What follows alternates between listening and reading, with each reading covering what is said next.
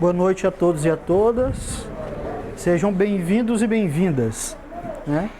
Bom, como a Neuza falou, nós vamos tratar do passe hoje. Antes de nós começarmos a conversar sobre essa temática com vocês, né? Eu me lembrei que eu fui chamado a atenção. Tu vai falar de passe? Tu nunca ministrou, tu nunca aplicou passe em ninguém, como é que tu vai falar de passe? Se você nunca, né, aplicou passe em ninguém. Bom, existem duas, eu, do ponto de vista da prática, não tenho conhecimento, mas do ponto de vista teórico eu tenho alguma leitura, e aí eu gostaria de compartilhar essa leitura que eu tenho sobre o passe com vocês. Né? E aí espero que seja interessante e também espero estabelecer aqui com vocês não uma fala monótona só da minha parte, mas um diálogo entre nós, vocês e eu. Né? Alguém aqui já levou passe, tomou passe? Já tomou passe? Você acredita que o passe cura? Acredita?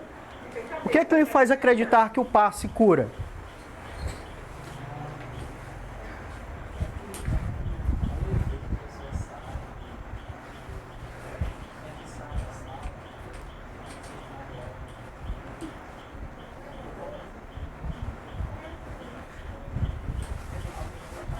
Na hora do passe você sentiu alguma coisa diferente, assim?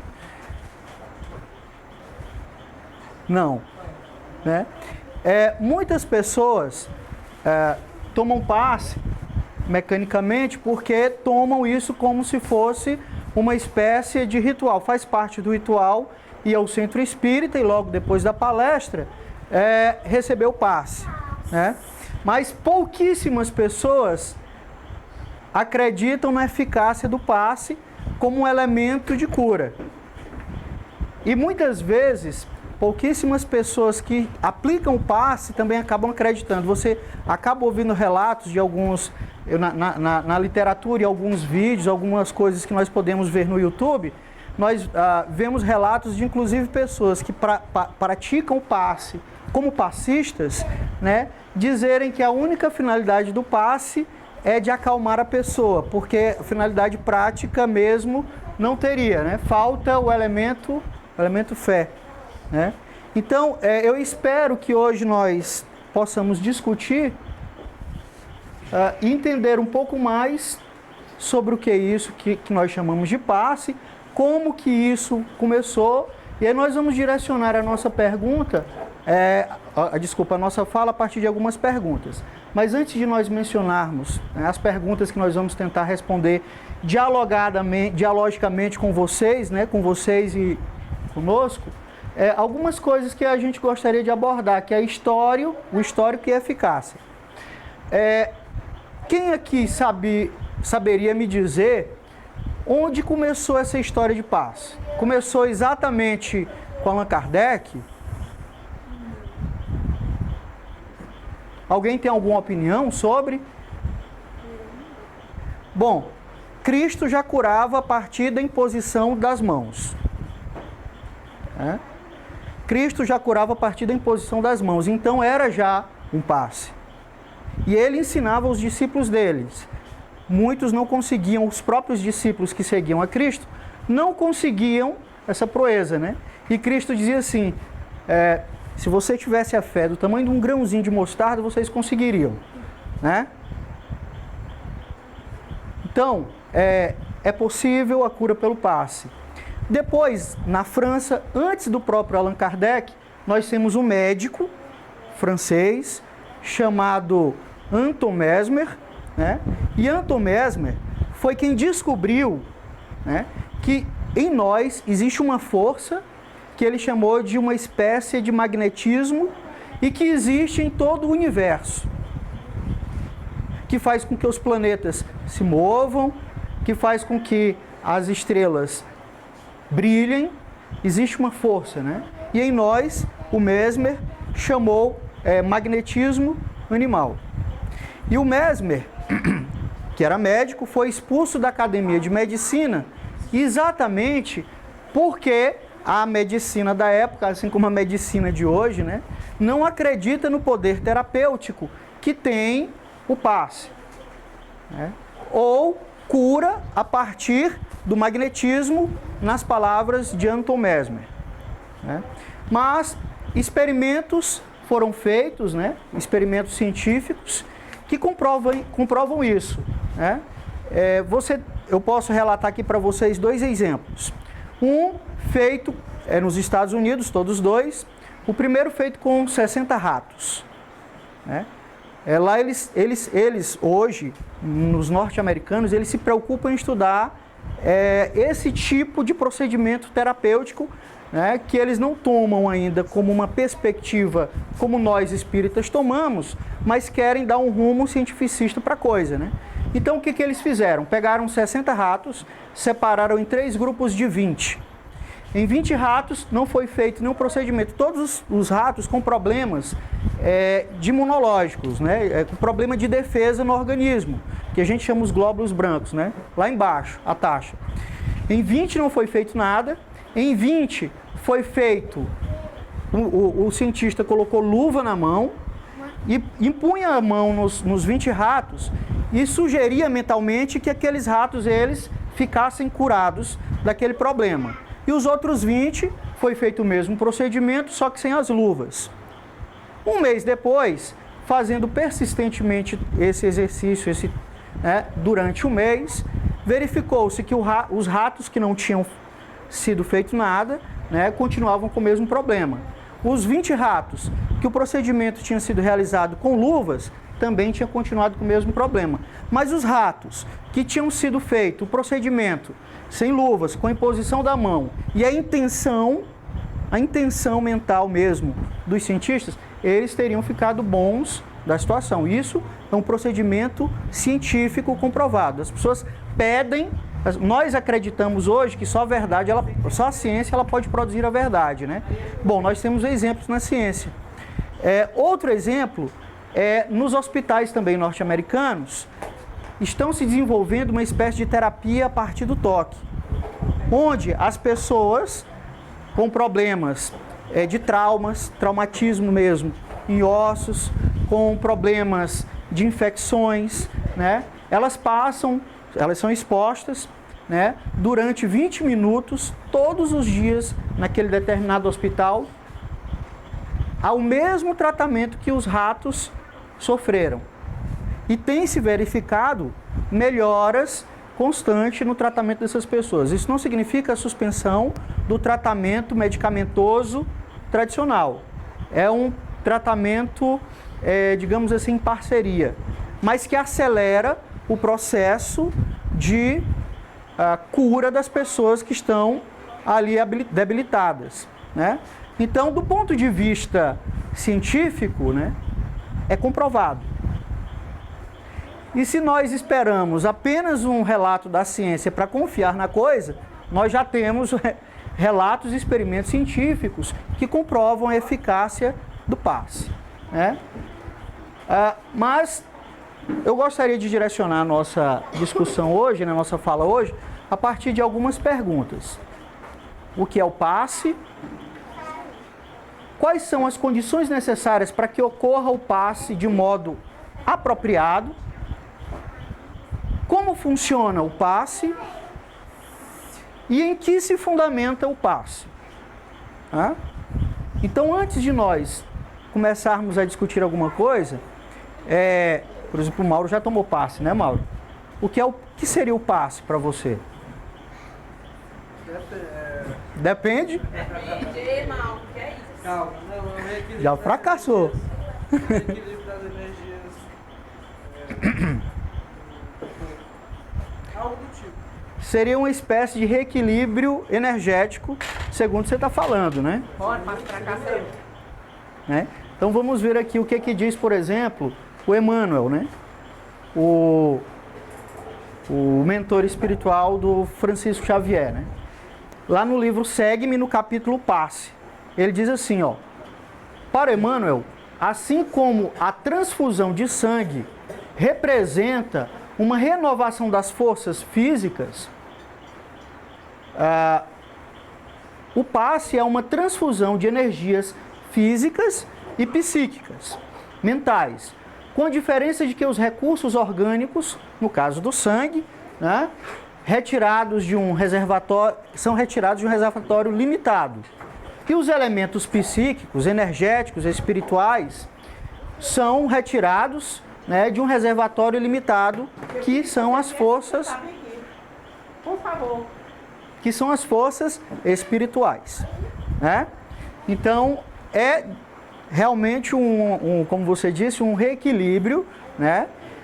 Tanto das energias psíquicas, das energias espirituais, como também das energias físicas, porque nós sabemos, as nossas doenças físicas acabam sendo reflexo dos nossos desequilíbrios espirituais, pelos quais nós passamos, e muitas das vezes dos quais nós mesmos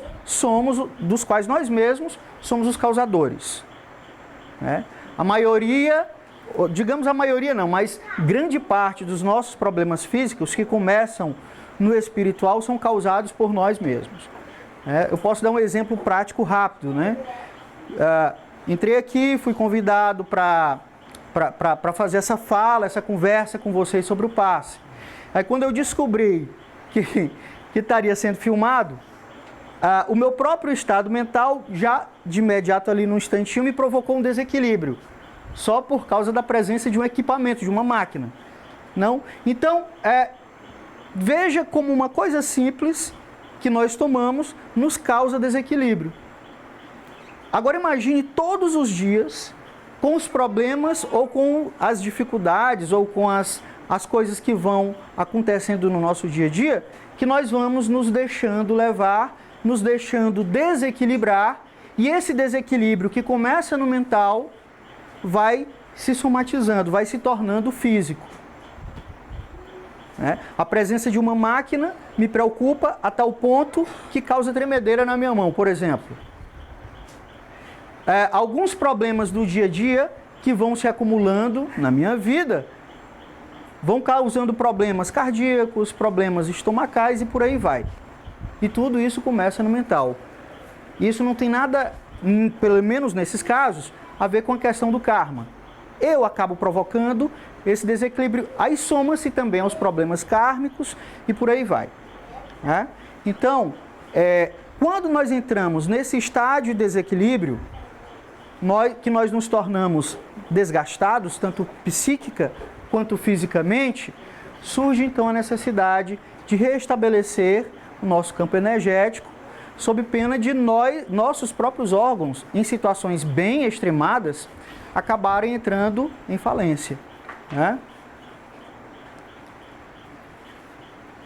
E para que serve o passe? Acabamos de discutir, né? Serve exatamente para restabelecer. Mas nós temos aqui, a aplicação do passe tem como finalidade auxiliar a recuperação de desarmonias físicas e psíquicas, equilibrar o funcionamento das células e tecidos lesados e, entre outras coisas, promover a harmonização do funcionamento das estruturas neurológicas, né? Faltou a concordância, que garantem o estado de lucidez mental e intelectual do indivíduo. Esqueci o seu nome. Onofre, né? O Onofre falou para a gente no começo que quando sai de uma sessão de passe, ele falou que sente a diferença, se sente mais estabilizado, né? Ou seja, aquela carga positiva, energética que nós recebemos, além de proporcionar o equilíbrio físico, né, espiritual, também proporciona o equilíbrio mental. Nós sabemos que muitas das obsessões que nós sofremos, aliás, digamos assim, a grande maioria, começa exatamente no mental, com sugestões dos nossos amigos obsessores, né? Cada vez começa de modo sutil e vai cada vez mais se intensificando, o que provoca o nosso desequilíbrio também psíquico, mental, né? E aí viria o passe serviria para isso, por esse tipo de coisa.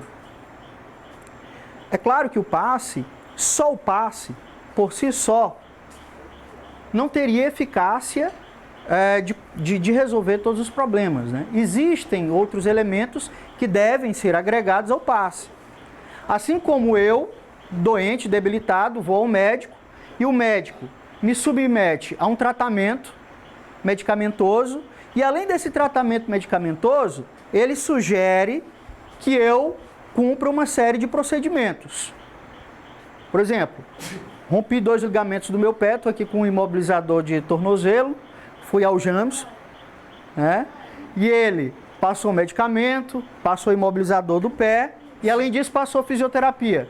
Por que eu ainda não fiquei legal? Porque só fiz uma sessão das 40 de fisioterapia. Então, o que adianta você tomar um medicamento? O que adianta você utilizar um paramento e não cumprir todo o procedimento necessário para a cura? Do mesmo modo, ocorre com o passe. O passe é apenas um dos elementos, né?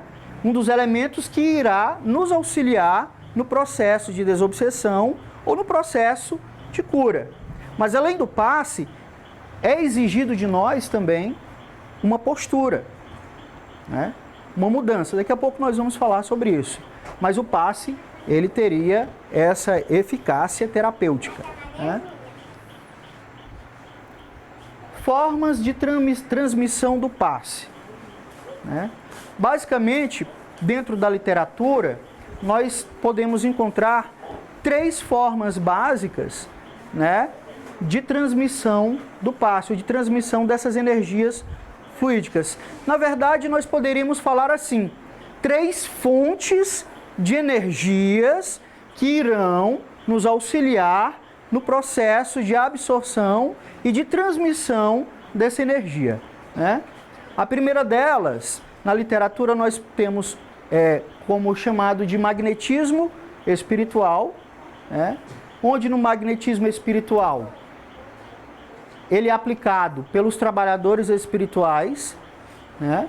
André Luiz nos diz que são espíritos de condição moral elevada que já desenvolvem capacidade radiante de pensamentos positivos. Está lá na obra Missionários da Luz, né? Ditada pelo espírito André Luiz, né? Ou seja, esse é o exercício no passe onde o médium passista recebe energias do plano espiritual diretamente e ele apenas transmite essa energia que ele passa. É como se ele fosse um filtro, né? Onde um espírito, como diz aqui André Luiz, com elevada condição moral, que já tem a capacidade de, a partir do pensamento, projetar energia positiva no momento da aplicação do passe, né? Esse é chamado magnetismo espiritual, né? Outra maneira, outra forma, outra fonte de energia, outro modo de ocorrência do passe é o que nós chamamos de magnetismo humano, né?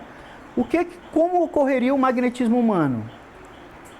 Quando o magnetizador encarnado doa o seu fluido vital para outro indivíduo encarnado com necessidades energéticas, né? Ou seja, aqui a energia ela vem do próprio médium passista, que possui uma carga, digamos assim, maior do que o normal de fluido vital, e daí, no processo de passe, de aplicação do passe, ele doa essa energia de si para o necessitado, né? O que tem necessidades de, digamos assim, recarregar as baterias, né? Outra forma seria o que nós chamamos de magnetismo misto.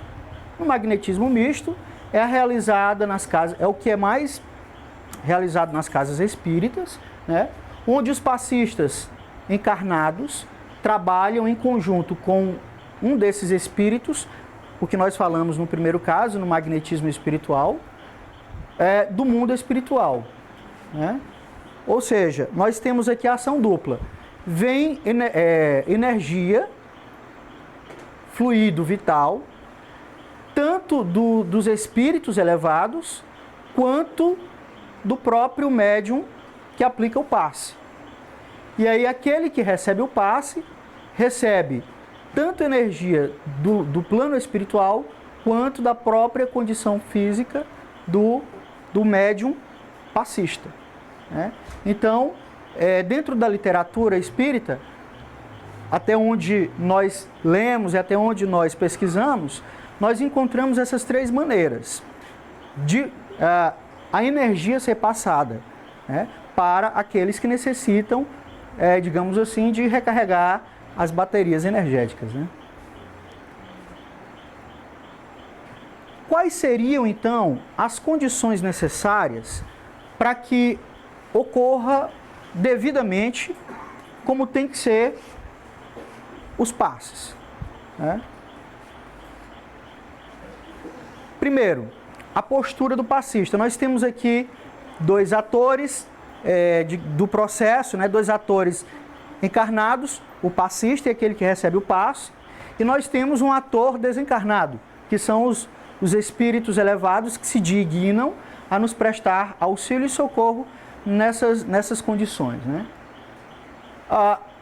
Então, o médium passista, ele deve ter uma disciplina, ele deve ter um rigor, né? Uma disciplina mental, uma disciplina de vida, uma disciplina moral, para que ele possa conseguir realizar a sua atividade como ela deve ser realizada, né? Eu lendo outro dia no livro, no Evangelho segundo o Espiritismo, tem um trecho em que ele diz o seguinte, né, o Allan Kardec: o poder ou a autoridade que Cristo tinha sobre os outros espíritos não vinha de outra fonte senão da sua própria autoridade moral. Se eu não tenho autoridade moral, eu não tenho forças para conseguir me reerguer ou para conseguir me defender, né? Assim como a autoridade moral é como se fosse uma espécie de reforço, né, do nosso sistema imunológico espiritual, né? Vigilância de pensamentos é muito comum, principalmente no dia em que os passes serão aplicados, no dia em que a reunião espírita ela vai ocorrer. Nós podemos perceber no livro Obsessão e Desobsessão de A a Z, lá nós encontramos relatos que falam disso, tirados de outros textos, é claro, né? Onde ele diz assim, olha, é muito comum no dia de uma reunião espírita, no dia em que o médium vai aplicar o passe, acontecer diversos problemas na vida dele, para que ele se desequilibre. Ou, se ele não se abala com os problemas, um pneu do carro que furou, ou, sei lá, alguma discussão, algum intempérie que possa acontecer, ele é assaltado de pensamentos desequilibradores. Então, a vigilância mental, a vigilância dos pensamentos é de extrema necessidade, não só para os passistas, né? Mas para todos nós, mas principalmente para os passistas, que têm a necessidade de, no momento da aplicação do passe, estar com sua energia equilibrada para conseguir transmitir energia positiva àquele que vai receber o passe. Porque imagina alguém desequilibrado psiquicamente pelos problemas do dia a dia, indo fazer um passe, numa sessão de passe.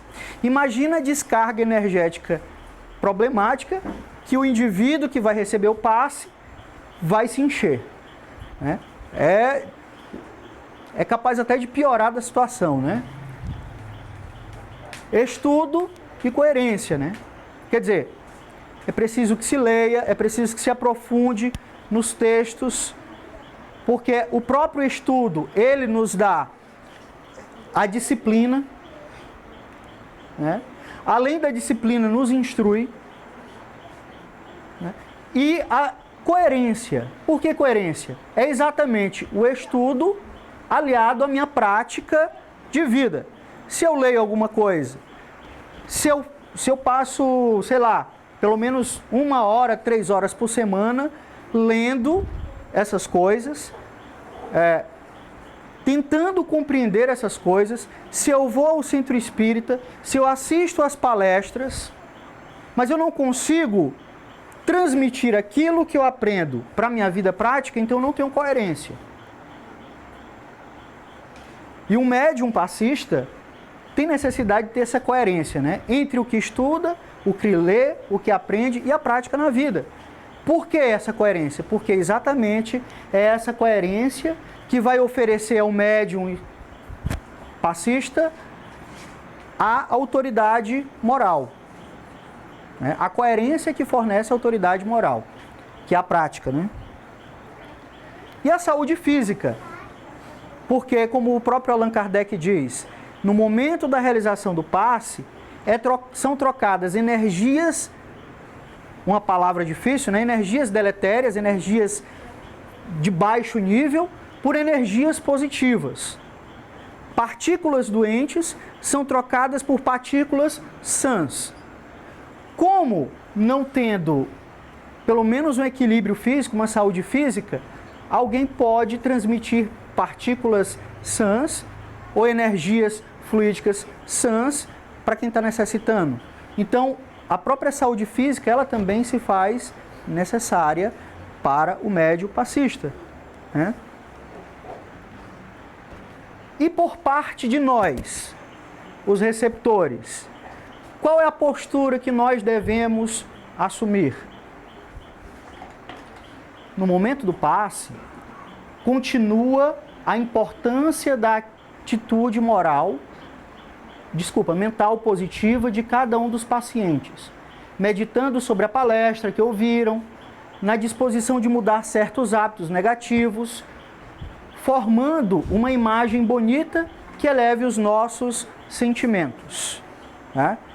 Eu assisto a palestra, terminou a palestra, a Dona Conceição nos chama para o passe, daí eu entro no passe, na sala de passe, o médium seguiu todos aqueles passos, a postura que ele deve ter, que nós elencamos, nós listamos ainda há pouco, mas aí nós chegamos para o momento da aplicação do passe e o médium e os espíritos, os bons espíritos, desprendem de si energia e nós estamos lá sentados pensando em não sei nem o que, né? Pensando, será que eu deixei o ferro de passar na tomada? Será que amanhã eu vou ter dinheiro para pagar aquela conta? Quer dizer, nós não nos concentramos no momento do passe e o passe não ocorre. Imagina uma tomada que a gente chama tomada macho, né, e uma tomada fêmea. Para que a tomada macho seja plugada na tomada fêmea, a tomada fêmea precisa estar aberta, né? Não pode estar com aqueles tapa-tomadas que a gente coloca para a criança não colocar o dedo. Bom, quando nós nos dirigimos para uma câmara de passes e nós não tomamos a devida postura, é como se nós fôssemos uma tomada tapada, onde a espiritualidade e o médium passista tende a todo custo plugar, mas não vai conseguir. Ele está perdendo o tempo dele e está desperdiçando energia. Porque a coisa é um diálogo, né? É uma conversa entre você, que necessita receber, e o passista e os bons espíritos que estão fazendo esse favor, essa caridade de nos doar energia para que nós possamos, como o Mauro falou, restabelecer nosso equilíbrio energético. Então, é preciso também a vigilância dos nossos pensamentos, é preciso também uma mudança de conduta, ou pelo menos o desejo da mudança de conduta, né? Da mudança de hábito. Porque eu estou aqui, eu chego aqui, venho ao centro espírita, tenho muitos problemas, ouço a palestra e venho conversar depois no momento que não está ocorrendo a palestra com a Dona Conceição ou com algum médium que me presta auxílio, e aí ele me diz, olha, venha tomar o passe, mas aí você vai ter que mudar de hábito, você vai ter que cortar certas coisas. Bom, eu quero ficar bom, mas eu não quero fazer por onde? Eu não quero que o meu pé doa, mas eu não faço a fisioterapia, né?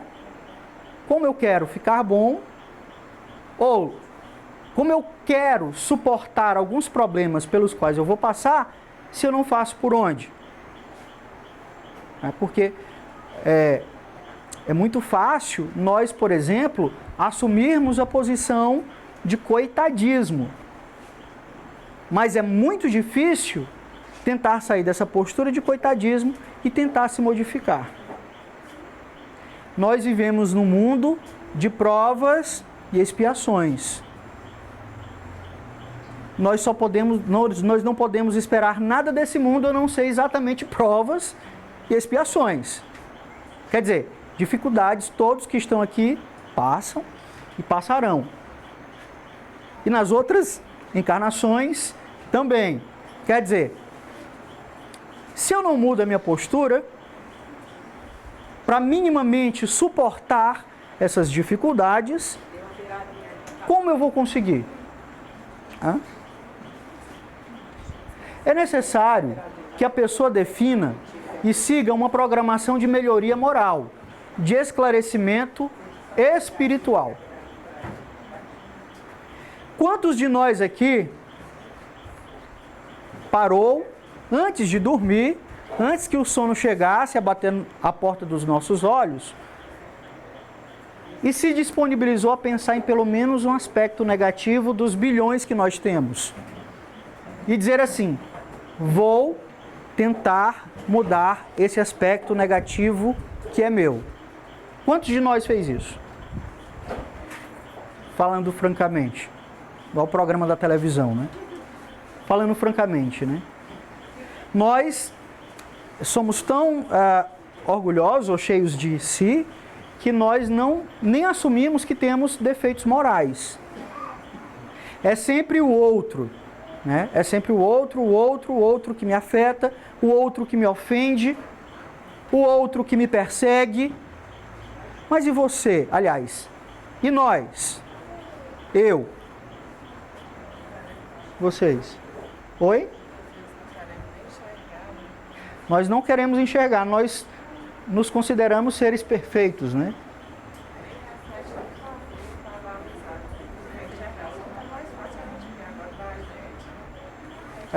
Pronto, é muito mais fácil eu olhar os defeitos da Nayana, né, do que o meu defeito, né? Então, como é que eu quero ganhar benesses, digamos assim, benefícios? Como eu quero receber a caridade da espiritualidade se eu não faço por onde?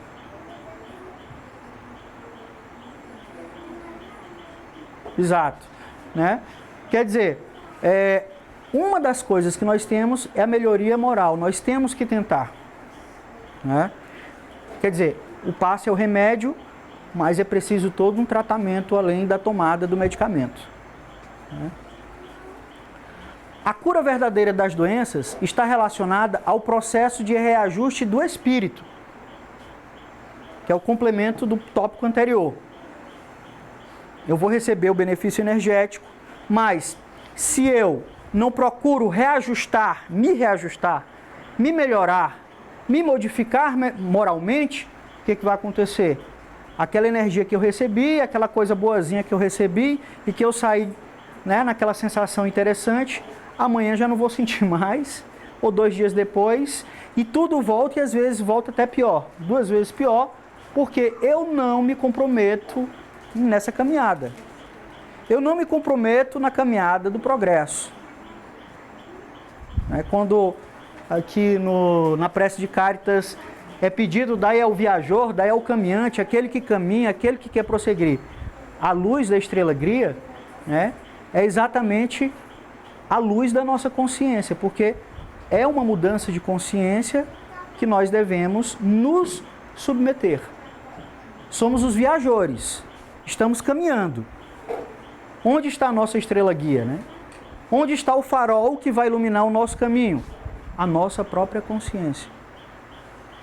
Nós é que temos que ligar a lanterna para enxergar o próximo passo, né? E como fazemos isso?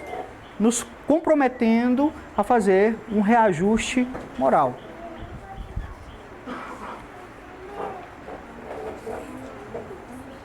Quem precisa tomar o passe? Todo mundo precisa tomar passe? Numa reunião espírita, é muito comum nós vermos em casas, em centros espíritas, outros que eu frequentei, todo mundo que está na reunião vai receber passe. Mas é necessário que todos mesmo recebam passe? Que ele diz, na casa espírita, após a palestra, são realizados os passes, onde os passistas doarão de seu fluido vital. Só precisa tomar esse passe quem se encontra realmente necessitado.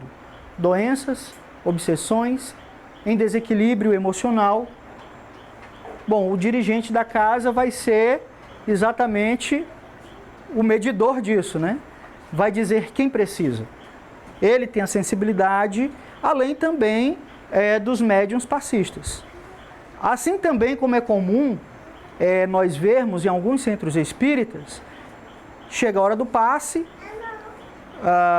de repente os passistas eles são escolhidos ali na hora. Fulano faltou hoje, então vem, dá o passe. Às vezes a pessoa não está nas condições que são extremamente necessárias para que o passe seja aplicado. Então nem todo mundo que está sentado hoje aqui, né, tem a necessidade do passe. Né? Aqui ele dá o rol, quem está com problemas de doenças físicas, psíquicas, obsessões, desequilíbrio emocional.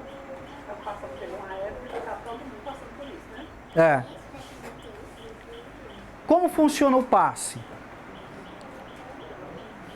Bom, para entender como funciona o passe, é necessário que nós entendamos alguns conceitos que está lá no Livro dos Espíritos.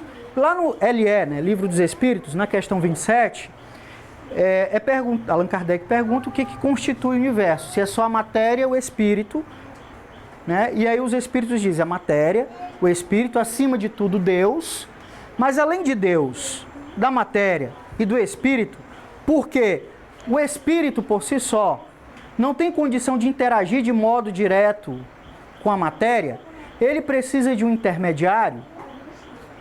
Nós temos o fluido cósmico universal, que segundo a literatura espírita, mais especificamente o Livro dos Espíritos, esse fluido cósmico universal dá origem às mais diversas coisas que existem.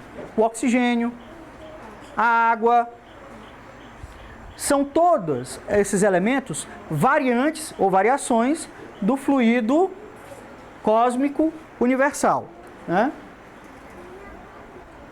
E aí Deus, só para nós fazermos o seguinte, como ele está falando aqui, Deus, Espírito, matéria e fluido universal, então vamos entender, à luz do Espiritismo, para nós chegarmos ao passe, o que cada coisa dessa quer dizer, significa, né?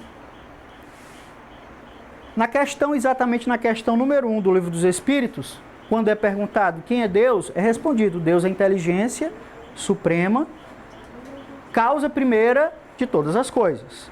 Então, Deus seria o Criador e a causa primeira de todas as coisas e a inteligência suprema. E o Espírito? Na questão de número 23 do Livro dos Espíritos, a definição, o Espírito é o princípio inteligente que vive na matéria. O que é o Espírito em nós? É a nossa consciência, a nossa parte inteligente. Né? E a matéria? Lá na questão de número 22 diz, é o laço que retém, que prende o espírito, é o instrumento que serve, né, que ele serve ao mesmo tempo, sobre o qual exerce a sua função. Ou seja, a matéria prende o espírito, mas ao mesmo tempo o espírito se serve dessa matéria, porque nós precisamos estar encarnados para que nós possamos progredir, evoluir. Né? É com as nossas provas e expiações de encarnados que nos propomos, que nós passamos, né? Que nós nos propomos antes de encarnar, que nós vamos aprender. E que também, ao mesmo tempo, nós, espíritos, exercemos ação sobre essa matéria. Se eu quero levantar mão, não é a matéria mão que por si só tem a vontade de se levantar, né? É a minha intenção. Eu, espírito, a intenção de levar meu braço. Né? E o fluido cósmico universal? Lá na questão 27, ele diz, é um fluido primitivo, quer dizer, ele não é matéria, os espíritos dizem assim, por falta de vocabulário, se vocês quiserem chamar de matéria, chamem, mas é uma coisa mais sutil do que a matéria.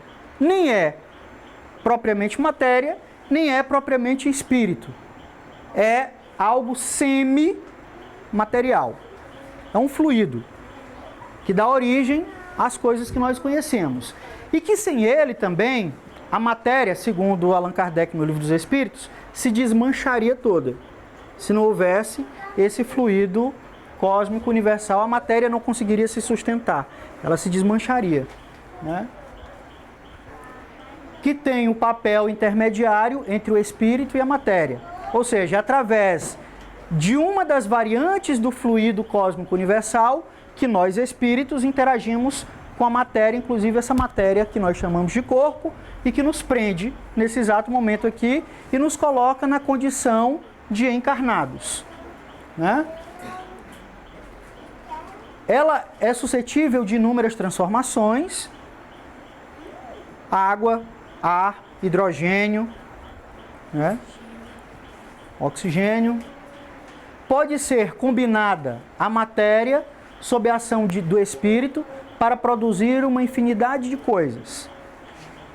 Então, quando eu combino o fluido cósmico universal, essa substância, com a matéria, eu substancio, eu crio inúmeras coisas.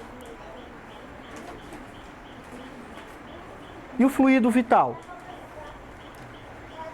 que é exatamente o que é restabelecido, o que é reequilibrado na hora do passe.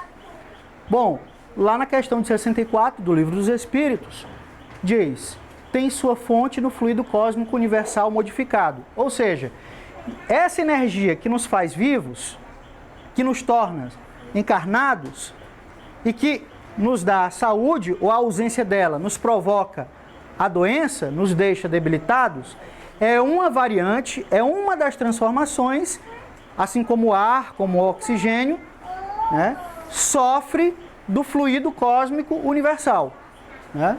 Então, o fluido vital, que é o que nós recebemos na hora do passe, é exatamente uma transformação que os espíritos fazem do fluido cósmico universal em fluido vital e que nós recebemos na hora do passe. Causa da animalização da matéria, na questão de 62, ou seja, a matéria ela só tem vida, ela só é animada através do fluido vital. Sua quantidade varia entre espécies e entre indivíduos da mesma espécie. Ou seja, a carga, a quantidade de fluido vital que um gato possui, não é a mesma que nós humanos possuímos. Mas nós humanos também, aqui nesse exato momento, nessa sala, possuímos cargas de fluido vital diferentes. A mesma quantidade de fluido vital que eu trago não é a mesma que a dona Conceição, a Neuza ou o João trazem, né? São cargas diferentes. É passível, né, de esgotamento. Isso vai depender do nosso comportamento, vai depender do tempo de vida que nós temos, porque ele se esgota ou com o fim do nosso tempo aqui na Terra, encarnados, ou com alguns processos que nós fazemos uso e que aceleram esse esgotamento. Bebida, cigarro, passar noites e noites acordados, entre outras coisas, né? Além também da brecha que nós damos para os nossos irmãos obsessores tomarem de conta e beberem um pouco dessa energia, né? Mas também é possível de renovação. Se alguém está passando por está debilitado, está com decréscimo de fluido vital, boa notícia, né? Ele é possível de renovar. Pode ser transmitido de um indivíduo para o outro, né? E é exatamente nesse processo, nesses dois pontos, que é possível o passe. O passe é possível Porque o fluido vital, ele pode ser renovado e o indivíduo pode transmitir para o outro. E é isso que acontece no passe. A renovação do nosso fluido vital a partir da transmissão de um outro indivíduo, ou físico, encarnado ou espiritual. E em que se fundamenta o passe? Exatamente na capacidade de restauração que possui o fluido vital. O fluido vital pode ser renovado pela manipulação direta do fluido cósmico universal, através dos espíritos desencarnados, que é o primeiro tipo, o magnetismo espiritual. O que os espíritos fazem? Os espíritos elevados. Eles manipulam esse fluido cósmico universal de modo a transformá-lo com o seu pensamento em fluido cósmico, em fluido vital. Eles podem também vir através da doação de um indivíduo encarnado, o magnetismo humano. Indivíduos que têm excesso de fluido vital podem transmitir para outros que têm decréscimo, né? Ou através de magnetismo misto. Ou seja, ocorre a partir daqueles 3 processos que no começo nós falamos. E mensagem final, já havia dando que vocês estão olhando o relógio ali. Pressãozinha básica. Mensagem final, nós temos. Aqui cabe a nossa parte, porque a espiritualidade está fazendo a parte dela.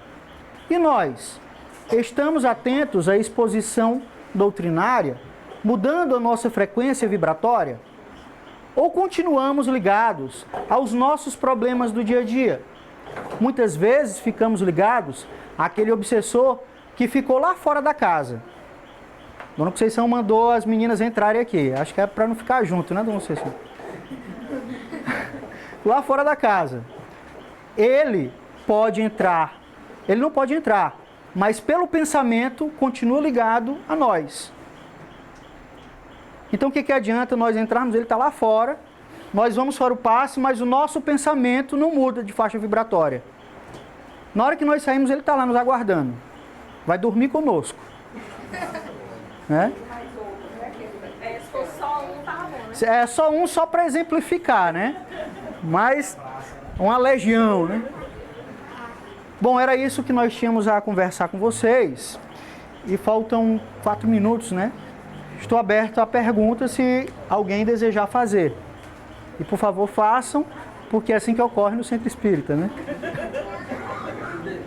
Tu falou sobre a preparação, tanto do médium como do receptor. Queria que tu falasse um pouquinho sobre o pós, tanto do médium como do receptor. Se o médium tem que ter algum cuidado especial pós-passe, sobre O médium, energético, alguma coisa assim. o médium é médium 24 horas, né? Ou seja, ele precisa 24 horas estar nesse processo de vigília dos pensamentos, coerência com aquilo que lê e aquilo que pratica. E nós, se nós não também fizermos a mesma coisa, vai acontecer isso aqui, ó. Na hora que... Diga, né? Não, aquela questão, se ali dentro você recebe a desobsessão, recebe o passe, e não muda, como justamente tu falou, muda a questão dos pensamentos, ou até mesmo as atitudes, saiu dali e volta tudo. Exatamente. Todos nós, médiuns ou não, precisamos desse estado de vigília, né? Tudo bem, então? Buenas noches.